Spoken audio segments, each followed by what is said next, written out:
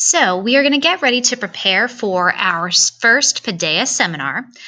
So what I'd like to do right now is to give you some background on what Paidea actually is.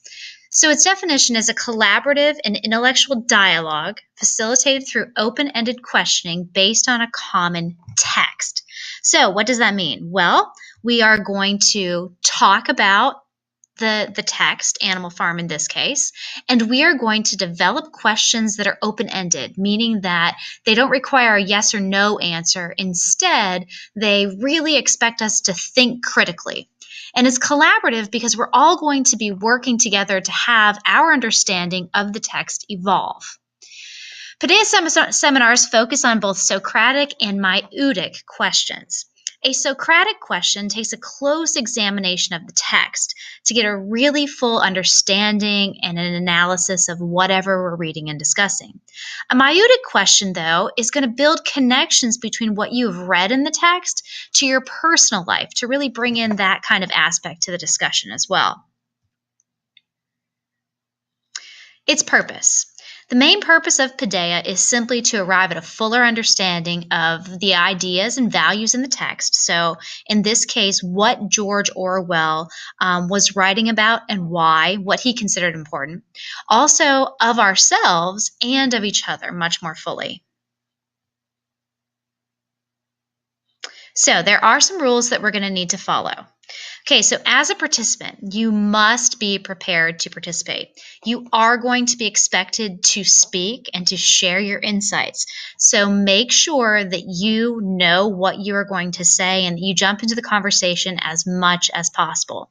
You will be assessed on your participation during the seminar, so definitely make sure that you are doing everything you can to have your voice heard.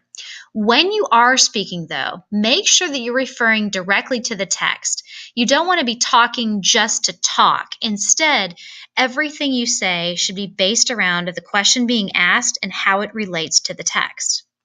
Also make sure that you're taking turns speaking rather than raising your hands. So this is not the situation where, whoever has their hand up first is the one who gets to go.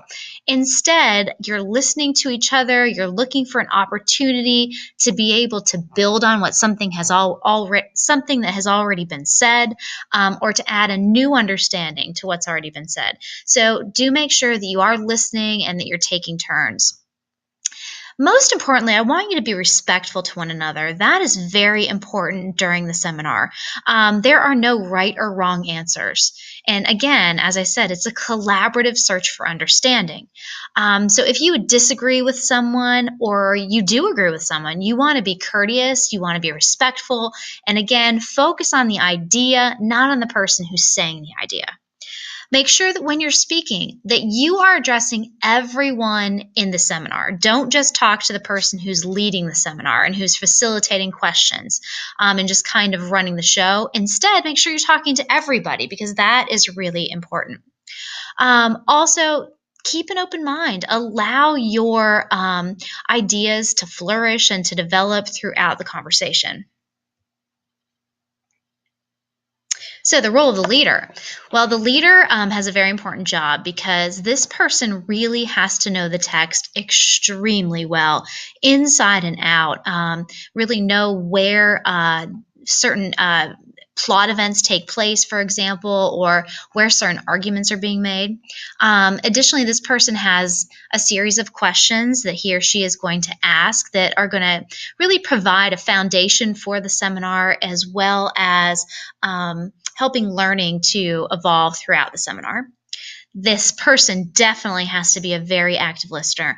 They have to listen to what every person says, be able to build upon what is being said, and help to move the conversation along. Additionally, they must respect each participant and help participants to work cooperatively and not competitively. And what I mean by that is that sometimes there are participants within the discussion that really kind of take charge and want to do all of the talking.